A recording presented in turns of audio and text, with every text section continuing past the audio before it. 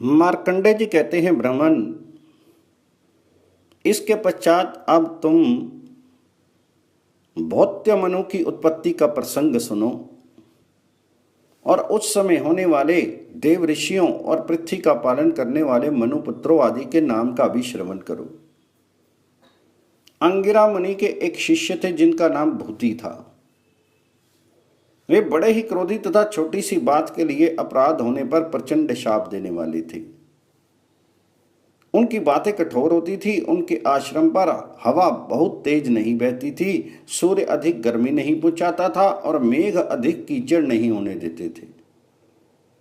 उन अत्यंत तेजस्वी क्रोधी महर्षि के भय से चंद्रमा अपनी समस्त किरणों से परिपूर्ण होने पर भी अधिक सर्दी नहीं पहुंचाता था। समस्त ऋतुएं उनकी आशा से अपने आने का क्रम छोड़कर आश्रम के वृक्षों पर सदा ही रहती और मुनि के लिए फल फूल प्रस्तुत करती थी।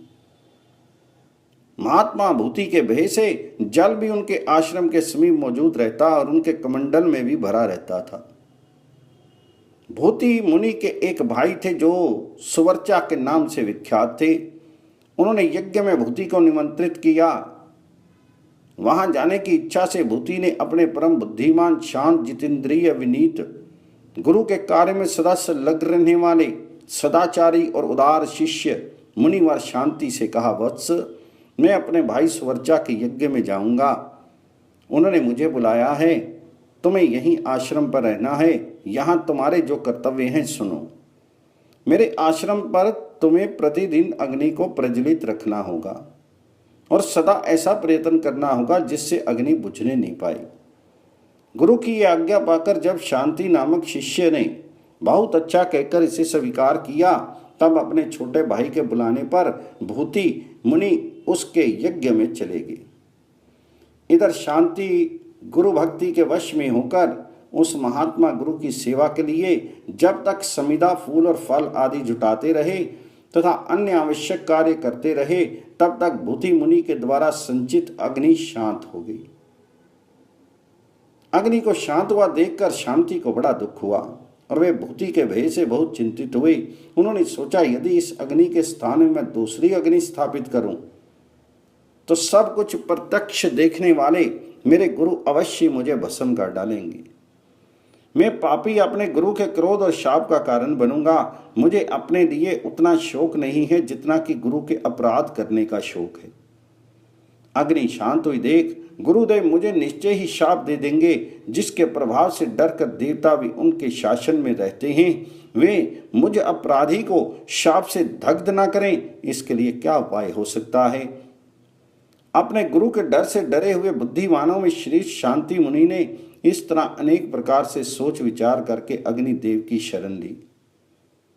उसने मन पर संयम किया और पृथ्वी पर घुटने टेक हाथ जोड़कर एकाग्रचित्त होकर स्तोत्र आरंभ किया। शांति ने कहा, समस्त प्राणियों के साधक महात्मा अग्निदेव को नमस्कार है। उनके 1, 2 और 5 स्थान हैं। वे राजसु यज्ञ में 6 स्वरूप धारण करते हैं। समस्त देवताओं को वृद्धि देने वाले अत्यंत तेजस्वी अग्निदेव को नमस्कार है। जो संपूर्ण जगत के कारण रूप तथा पालन करने वाले हैं, उन अग्निदेव को प्रणाम है। अग्नि, तुम संपूर्ण देवताओं के मुख हो। भगवान, तुम्हारे द्वारा ग्रहण किया हुआ हविष्य सब देवताओं को तृप्त करता है। तुम ही समस्त देवताओं के प्राण हो। तुम में हवन किया हुआ हविष्य अत्यंत पवित्र होता है। फिर वही मेघ बनकर जल रूप से परिणित हो जाता है। फिर उस जल से सब प्रकार के अन्न आदि उत्पन्न होते हैं। अनिल सारथे, फिर उन समस्त अन्न आदि से सब जीव सुखपूर्वक जीवन धारण करते हैं। अग्निदेव, तुम्हारे द्वारा उत्पन्न की गई औषधियों से मनुष्य यज्ञ करते हैं। यज्ञों से देवता, दैत्य तथा राक्षस तृप्त होते हैं। हुताशन, उन यज्ञों के आधार तुम ही हो। अतः अग्नि, तुम ही सबके आदि कारण और सर्वस्वरूप हो। देवता, दानव, यक्ष, दैत्य, गंधर्व, राक्षस, मनुष्य, पशु, वृक्ष, मृग, पक्षी तथा सर्प, ये सभी तुमसे ही तृप्त होते हैं और तुम्ही से वृद्धि को प्राप्त होते हैं। तुम्ही से इनकी उत्पत्ति है और तुम्ही में इनका लय होता है। देव, तुम्ही जल की सृष्टि करते और तुम ही उनको पुनः सोख लेते हो। तुम्हारे पकाने से ही जल प्राणियों की पुष्टि करता है। तुम देवताओं में तेज, सिद्धों में कांति, नामों में विष और पक्षियों में वायु रूप से स्थित हो। मनुष्यों में क्रोध, पक्षी और मृग आदि में मोह, वृक्षों में स्थिरता, पृथ्वी में कठोरता, जल में द्रव तत्व तथा वायु में जल रूप से तुम्हारी स्थिति है। अग्नि व्यापक होने के कारण तुम आकाश में आत्मा रूप से स्थित हो। अग्निदेव, तुम संपूर्ण भूतों के अंतःकरण में विचरते तथा सबका पालन करते हो।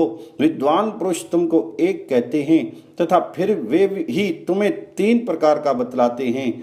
तुम्हें 8 रूपों में कल्पित करके ऋषियों ने आदि यज्ञ का अनुष्ठान किया था। महर्षिगण इस विश्व को तुम्हारी सृष्टि बतलाते हैं।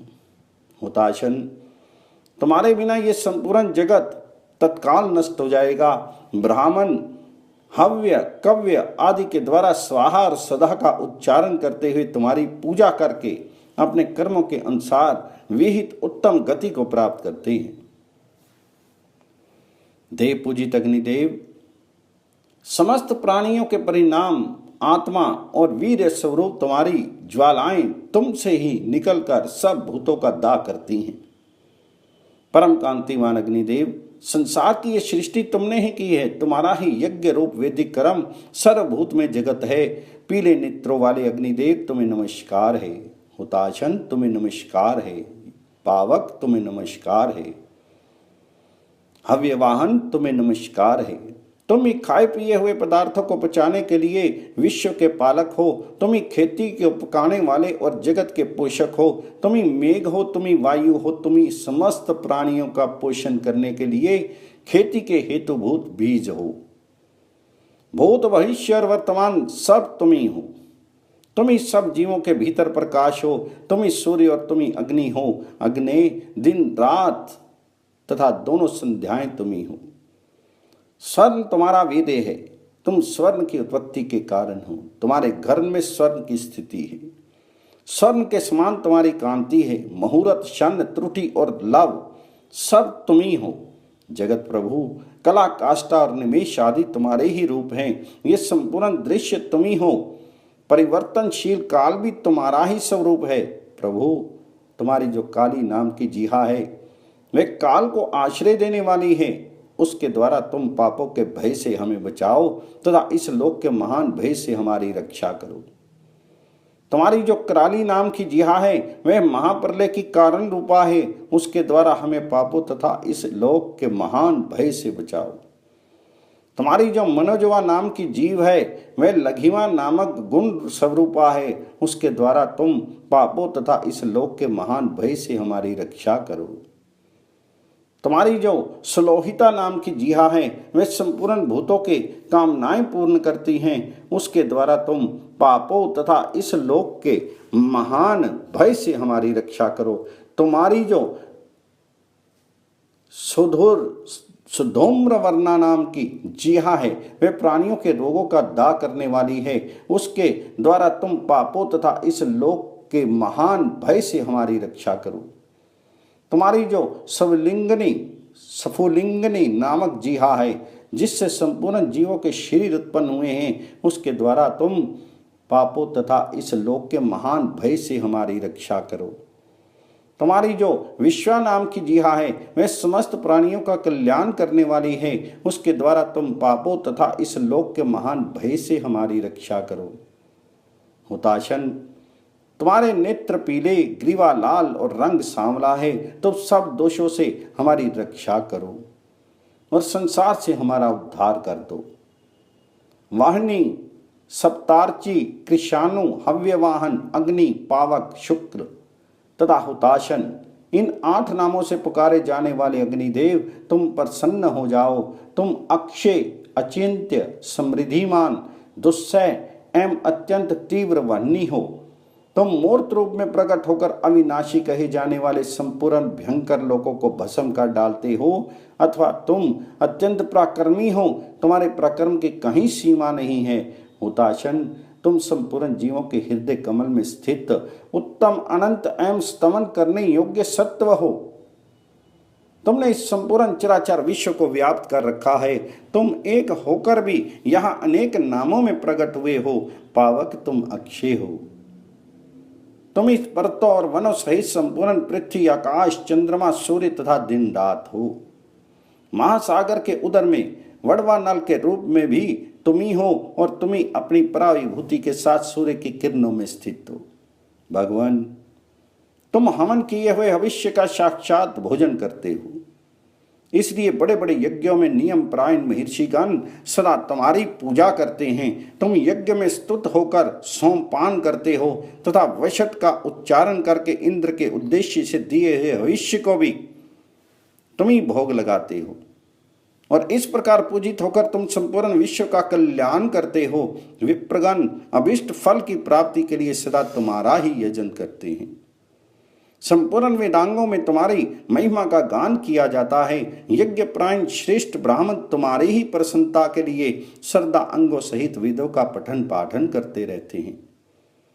तुम ही यज्ञ प्रायण ब्रह्मा, सब भूतों के स्वामी भगवान विष्णु, देवराज इंद्र, अरयम्मा, जल के स्वामी वरुण, सूर्य तथा चंद्रमा हो। संपूर्ण देवता और असुर भी तुम ही को भविष्यों द्वारा संतुष्ट करके मनवांछित फल प्राप्त करते हैं। कितने ही महान दोष से दूषित वस्तु क्यों ना हो, वे सब तुम्हारी ज्वालाओं के स्पर्श से शुद्ध हो जाती है। सब स्नानों में तुम्हारे भस्म से किया हुआ स्नान ही सबसे बढ़कर है। इसलिए मुनिगण संध्या काल में उसका विशेष रूप से सेवन करते हैं। पवित्र नाम वाले अग्निदेव मुझ पर प्रसन्न हो। वायुरूप मुझ पर प्रसन्न हो। अत्यंत निर्मल कांति वाले पावक मुझ पर प्रसन्न हो। विद्युत में आज मुझ पर प्रसन्न हो। अवश्य भोजी अग्निदेव तुम मेरी रक्षा करो। वहने तुम्हारा जो कल्याण में स्वरूप है, देव तुम्हारी जो 7 ज्वालामयी जिहाएं हैं, उन सब के द्वारा तुम मेरी रक्षा करो। ठीक उसी तरह जैसे पिता अपने पुत्र की रक्षा करता है, मैंने तुम्हारी स्तुति की है। मार्कंडेय जी कहते हैं, मुनि शांति के इस प्रकार स्तुति करने पर भगवान अग्निदेव ज्वालाओं से घिरे हुए उनके समक्ष प्रकट हो गए। ब्राह्मण अग्निदेव उस स्तोत्र से बहुत संतुष्ट थे। शांति उनके चरणों में पड़ गई। फिर उन्होंने मेघ के समान गंभीर वाणी में शांति से कहा, विप्रवर, तुमने जो भक्ति पूर्वक मेरा स्तवन किया है उससे मैं संतुष्ट हूं और तुम्हें वर देना चाहता हूं। तुम्हारी जो इच्छा हो मांग लो।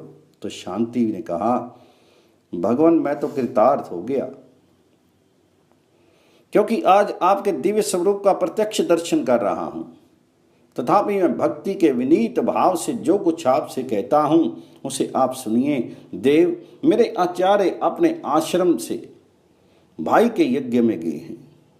वे जब लौट कर आए तो इस स्थान को आपसे स्नात देखें। साथ ही यदि आपकी मुझ पर कृपा हो तो ये दूसरा वर भी दीजिए कि मेरे गुरुदेव के कोई पुत्र नहीं है, उन्हें कोई सुयोग्य पुत्र प्राप्त हो। फिर उस पुत्र में वे जितना स्नेह करें उतना ही संपूर्ण भूतों के प्रति भी उनका स्नेह हो। उनका हृदय सबके प्रति कोमल बन जाए। शांति की ये बात सुनकर अग्निदेव ने कहा, महामुनि, तुमने गुरु के लिए 2 वर मांगे हैं, अपने लिए नहीं।